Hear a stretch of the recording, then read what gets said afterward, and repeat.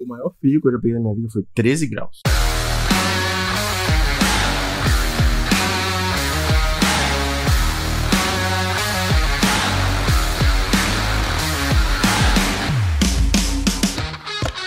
Olá, fãs dos artefatos marrons! Eu sou o Thiago Jaqueli e tem aqui comigo, como sempre, Fernando Portelada. E aí, galera, eu caguei nos sonhos do Super Wave. Eu não entendi. Mais na frente a gente explica. Tá bom. E hoje, mais um tópico especial aqui no nosso ringue. E hoje, mais um tópico, o Fernando Portelada veio me fazer uma pergunta. Eu falei assim, a gente pode aproveitar essa pergunta para gravar um episódio. Conte mais, senhor Portelada. Então, a gente tá querendo responder a uma pergunta. Ainda existe deck building viável no Premodern? Minha resposta é sim. Sobe os créditos. Musiquinha.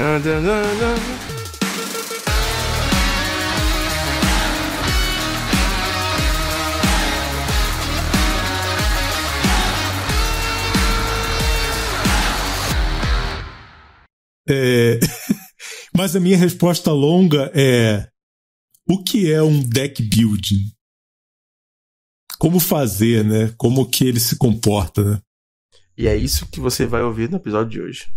Eu acho que sim. Assim, eu jogo muito pouco. Então eu posso estar falando grandes merdas, então você que joga mais que eu me corrija. Mas eu acho que sim, tem espaço para deck building. Porque do jeito que eu penso deck building, é você olhar para o estado do metagame, identificar modos de explorar esse metagame em termos de resposta, e a partir daí você começa a montar um deck. Eu não sei se você vai chegar numa conclusão que outras pessoas já chegaram, provavelmente sim, mas eu acho que ainda tem espaço para inovação dentro do formato. Tem, eu também concordo com você, eu acho que tem espaço sim. Eu não sei se eu consigo ver de uma forma tão romântica como você tá falando. Porque, para deixar logo as cartas na mesa, eu não sou deck builder, eu não entendo nada de teoria, não li o Next Level Deck Building, eu li só o Next Level Magic.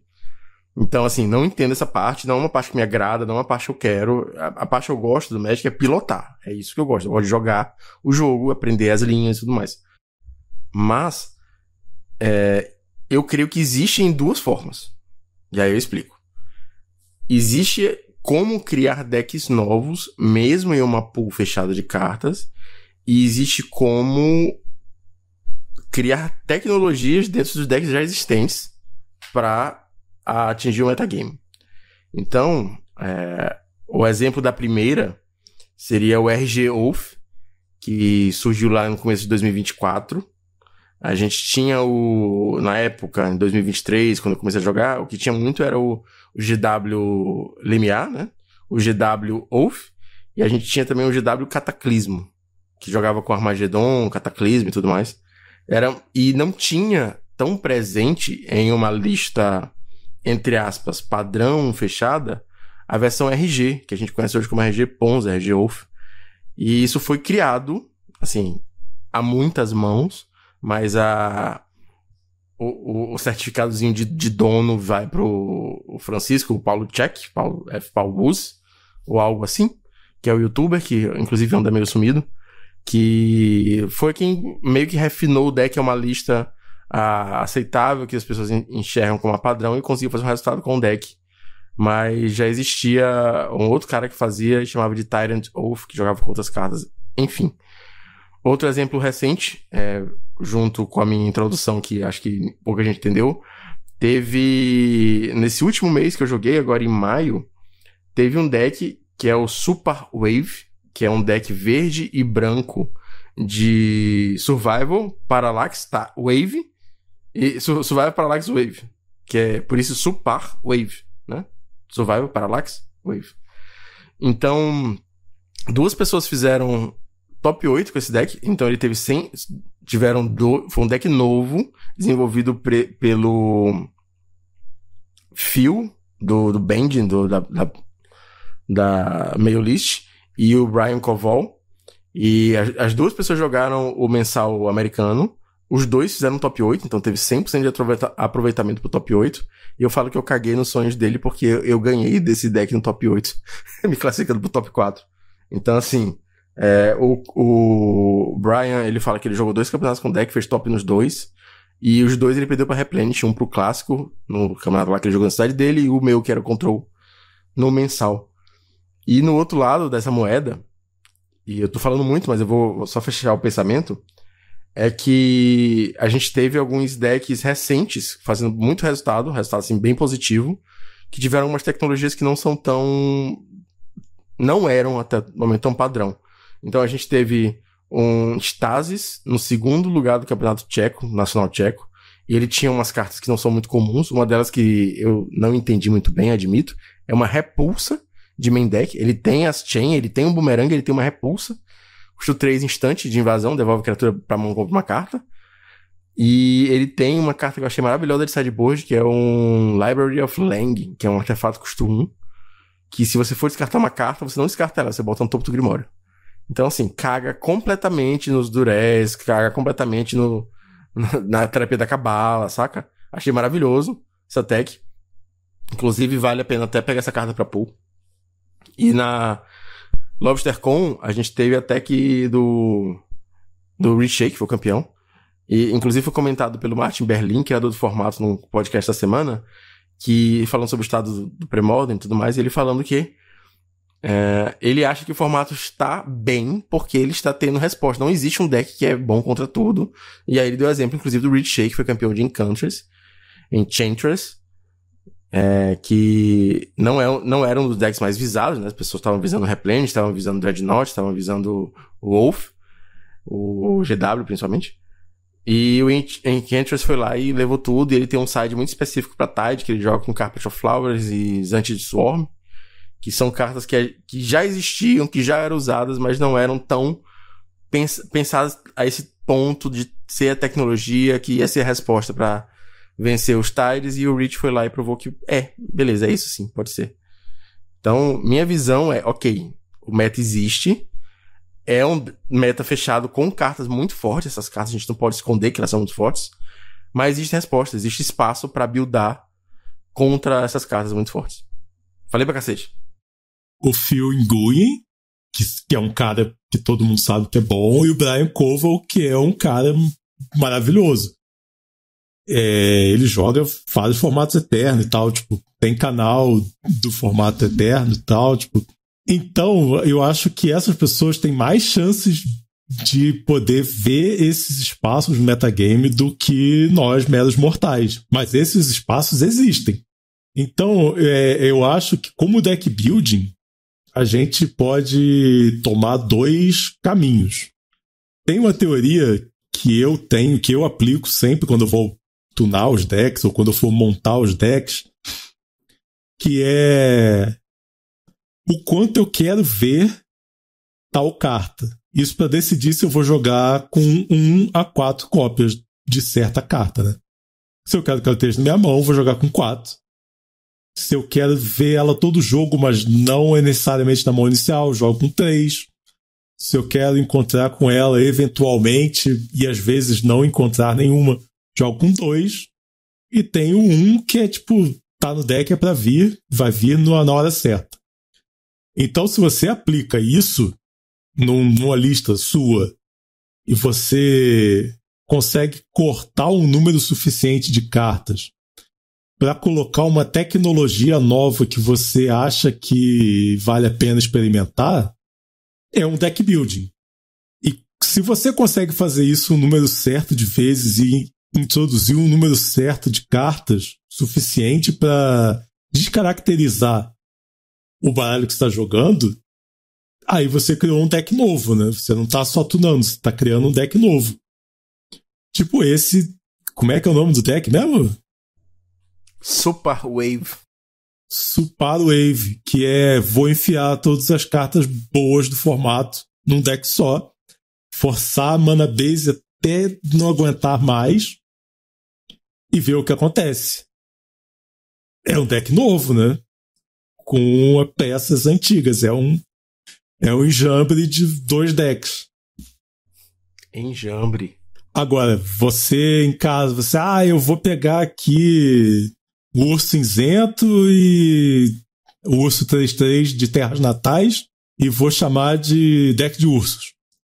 Aí você tá de sacanagem, né? Tipo, você tá querendo forçar demais essa barra. A gente tem os testes básicos, né? Que a gente já falou no outro episódio passado, né? Esse deck ganha do deck mais popular? Ou é pau a pau com o deck mais popular e ganha dos decks que estão tentando ganhar do deck mais popular?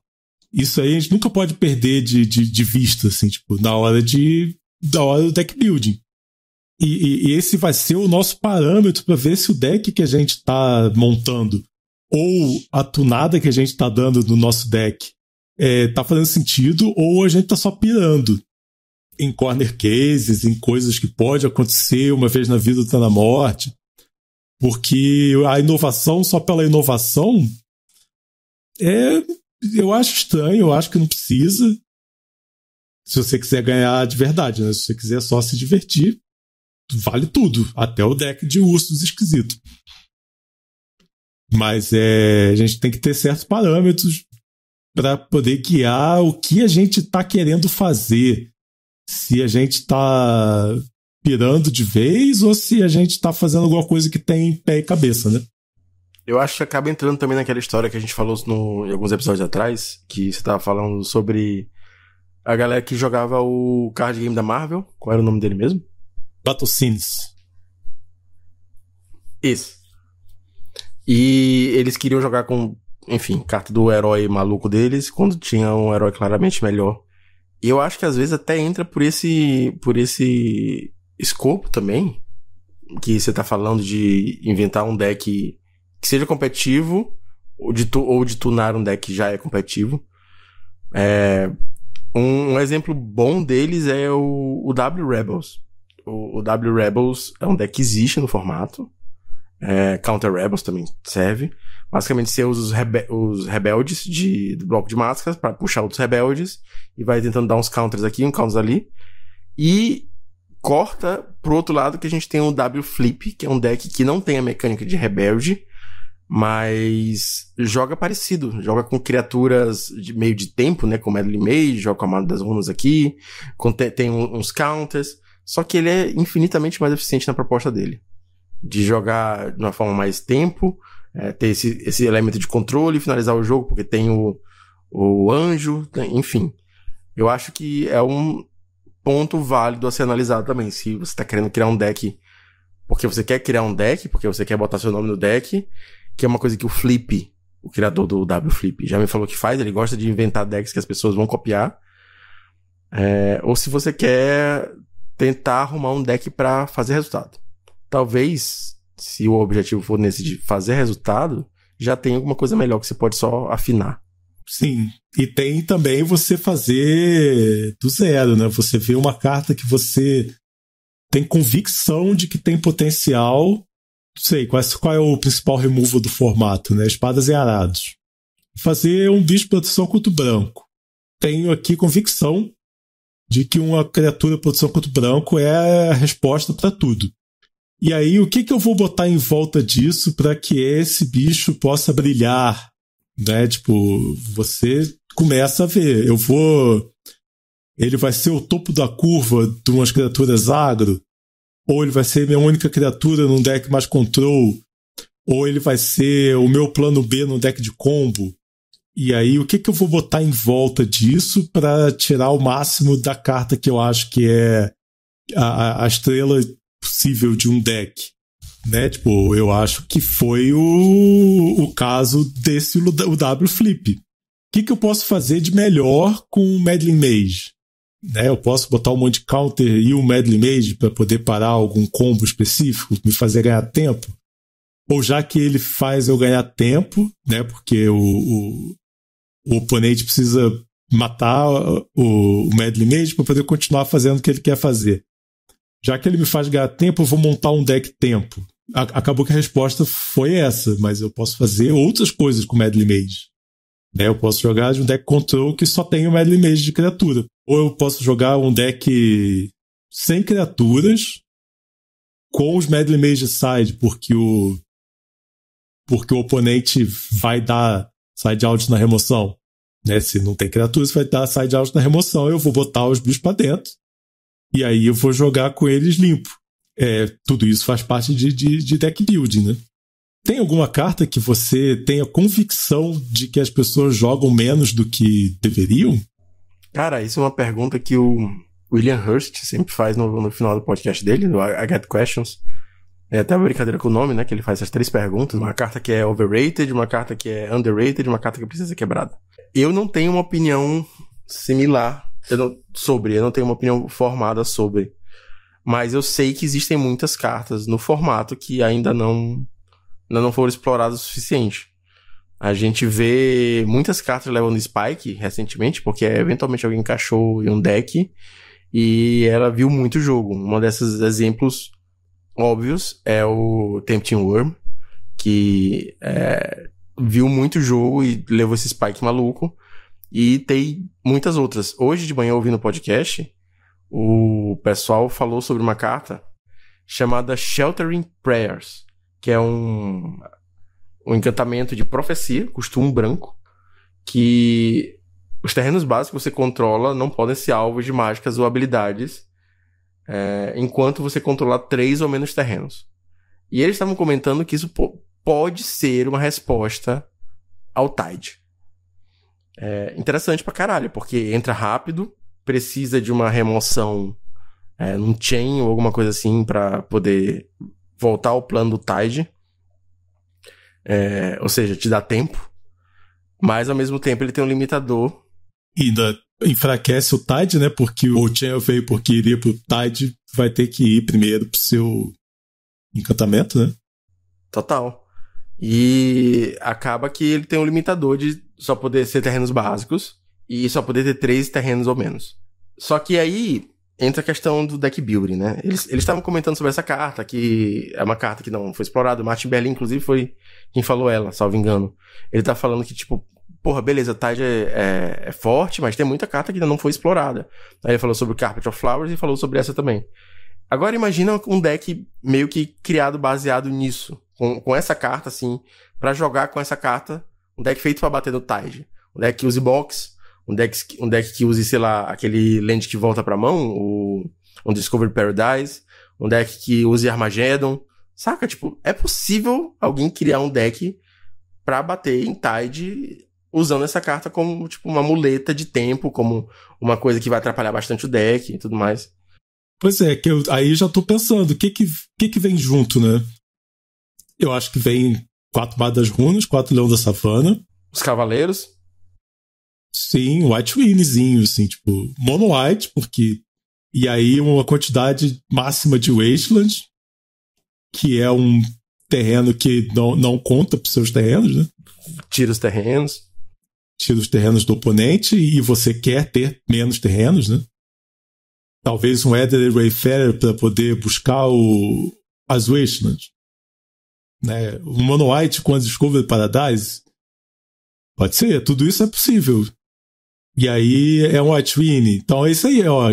Já tá nascendo um deck aí. Total, pode ser um GW, porque aí pode usar o Homem Urso também, que tem o Lemiar e gera mana, saca? O Mangusto, enfim.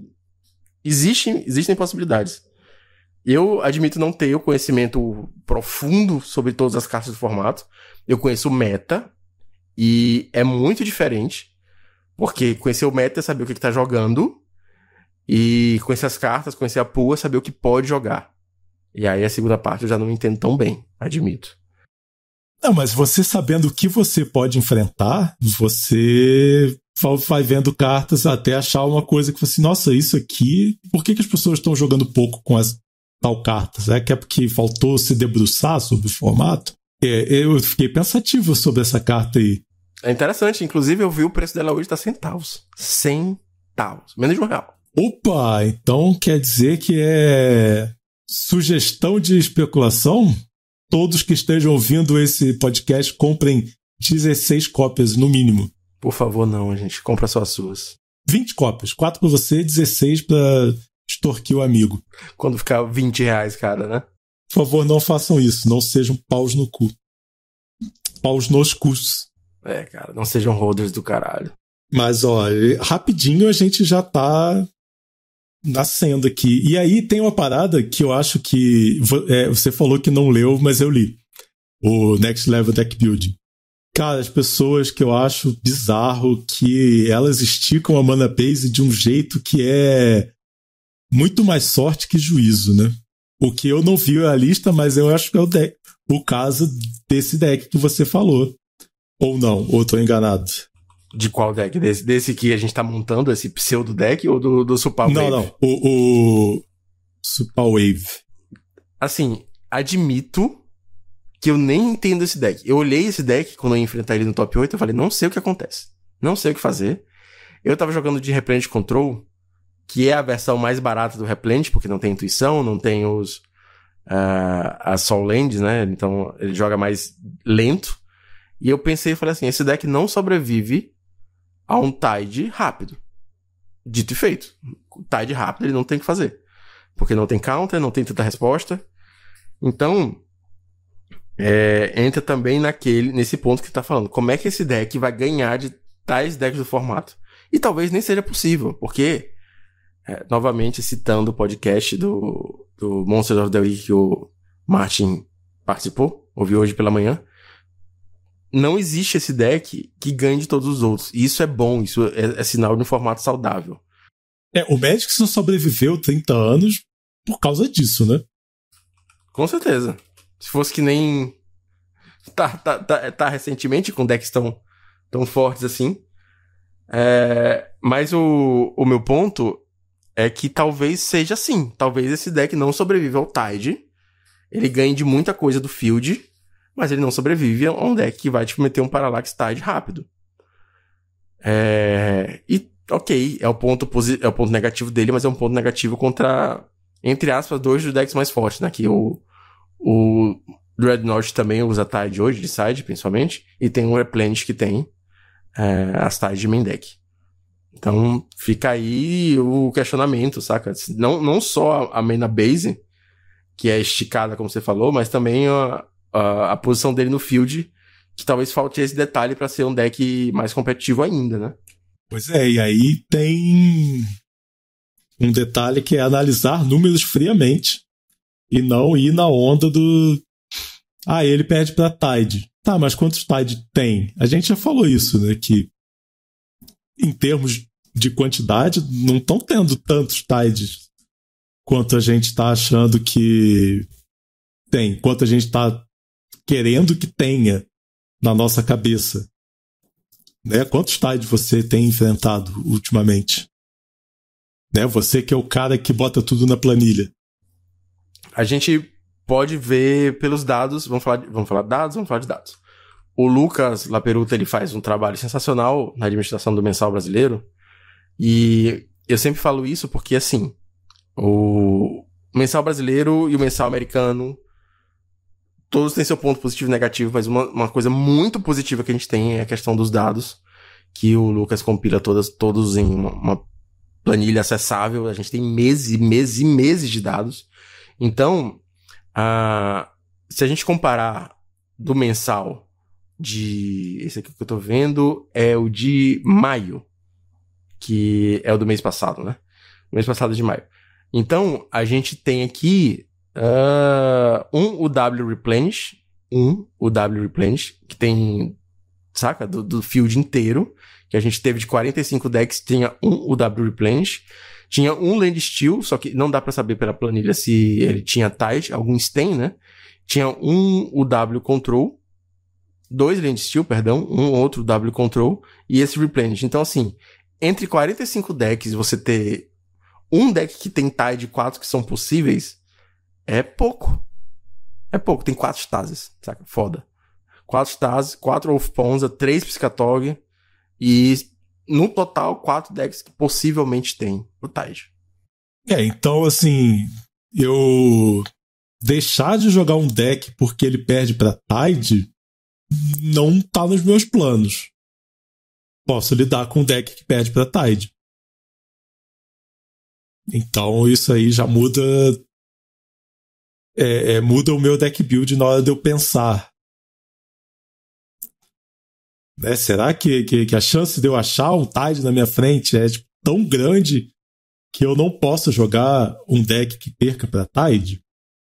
Isso me faz pensar até se eu deva colocar uma carta no sideboard ou simplesmente aceitar a derrota. Dependendo do quão apertado esteja a minha lista, tiro coisas que sejam específicas para Tide.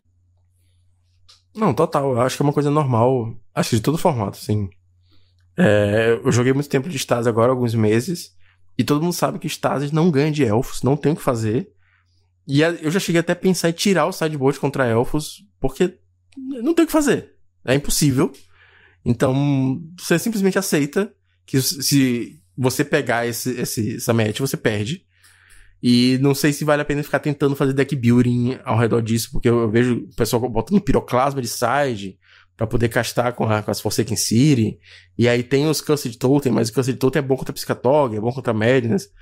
Então, não sei se vale a pena tentar fazer essa afinação.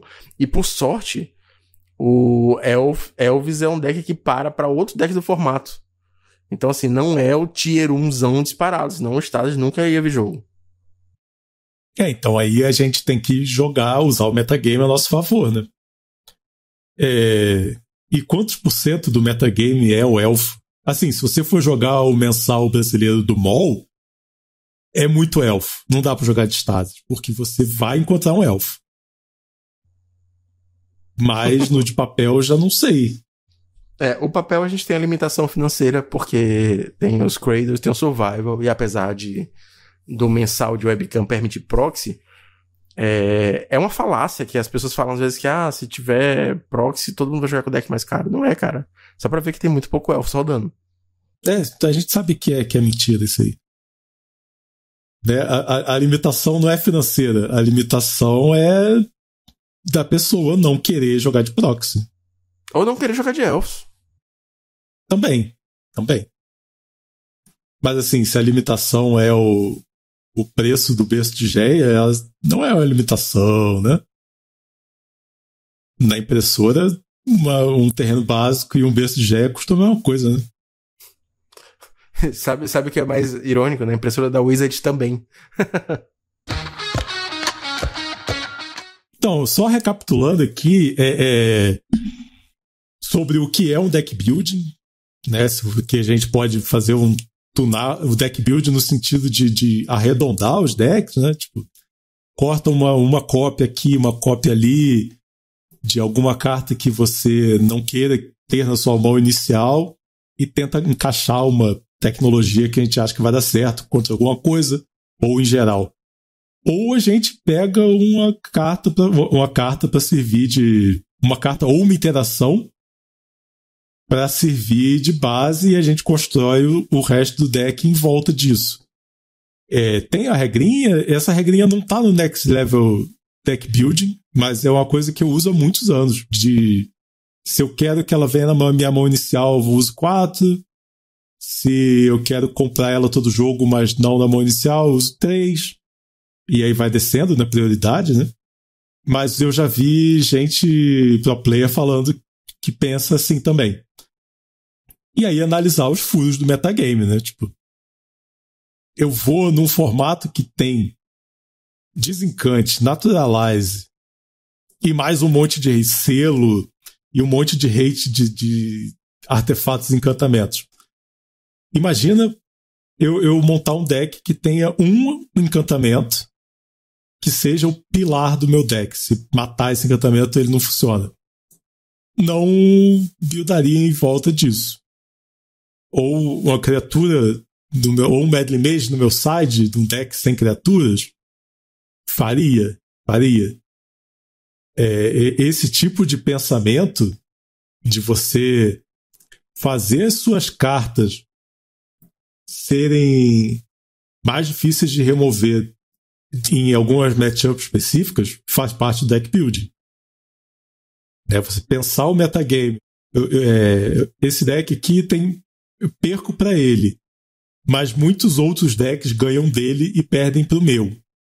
faria também. É um sinal verde do seu deck building. E mais coisas, né? Quem tá ouvindo, se quiser debater, eu acho que isso aí é um bom tópico pra gente ter um debate real, assim, tipo, mais prolongado do que esse podcast aí, que vai ter no máximo 40 minutos. A gente tem que estimular a comunidade a participar, galera. Vocês têm que comentar também.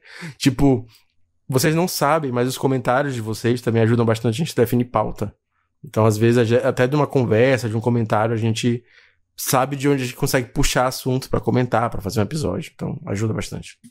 Mas tem começado a dar resultado esse nosso pedido para as pessoas interagirem. Eu acho que o episódio 20 teve bastante gente falando a respeito de vários pontos aí. Opa, 5 turnos, senhor Portelada. Está jogando de quê? Está jogando o quê? Quais os planos para o futuro? Logo mais teremos surpresas aí para contar para a galera. Então, como a gente falou no episódio 18, ciclos, burnout, se entendendo enquanto jogador, eu falei que eu ia dar um tempo esse mês. Esse mês agora de junho eu não me inscrevi em nenhum torneio. Por mais que eu esteja um pouco temeroso de perder ranking pro Invitational, achei que seria melhor assim. Mas tô ansioso pra voltar, cara. É um problema dos campeonatos mensais, porque às vezes eu precisava só assim, de 10 dias e não de um mês. Então, foda, porque já perdi as inscrições. Eu joguei o mensal de maio, acabei sábado, inclusive. Fiz top 4 de Replenish Control. Eu não esperava, é um deck que eu não pegava há uns meses, desde que eu comecei a jogar de Stasis. E eu falei assim, vou jogar só pra gravar conteúdo pro canal, porque só gameplay de Stasis é foda. Mas foi uma experiência legal, eu perdi uma partida no pod só, e aí fiz o top 4. Foi gratificante, eu me senti bem jogando com o deck. Perdi pra Elfos e não tinha o que fazer, o deck é muito rápido. Eu tinha Wave de 4º turno, os 2 jogos, e não fez diferença nenhuma. Então é isso. É um mês que eu tô de molho, tô comprando umas cartinhas, tô pensando em alguns projetos novos, porque tem uma coisa que a gente nunca comentou, né, Jaqueline? Mas nós dois, pelo Ringue dos Bárbaros, vamos estar no Fernet Open, virtualmente falando, mas sim. Sim, a gente deu um jeito de participar do Fernet sem precisar você atravessar o país inteiro. Exato. Porque eu acho que é literalmente o lugar mais longe que você consegue ir sem sair do Brasil. Nós vamos fazer a transmissão do Fernet Open. E como a gente vai fazer essa transmissão do Fernet Open, a gente vai fazer outros conteúdos parecidos para poder a gente ficar cascudo para dar tudo certo no dia da transmissão.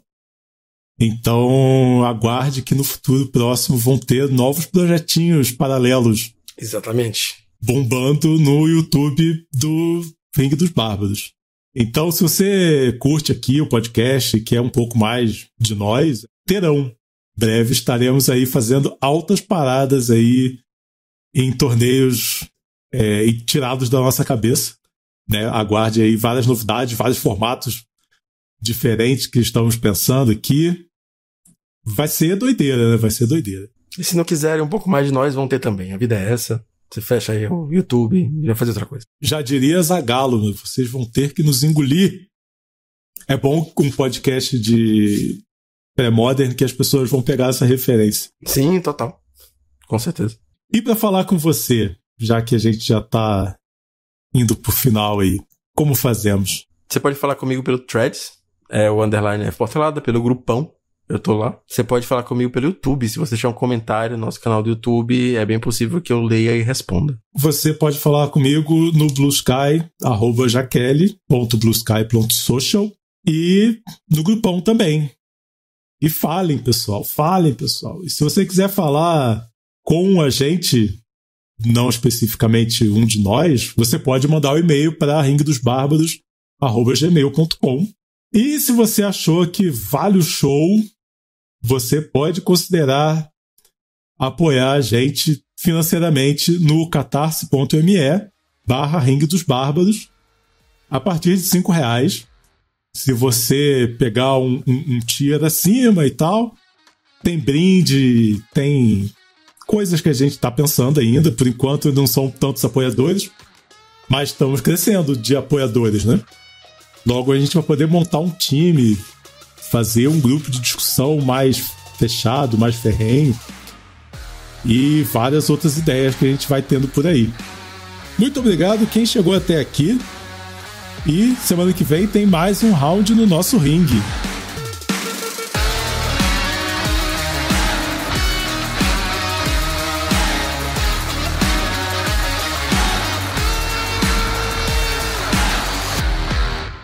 Written and directed by Quentin Tarantino.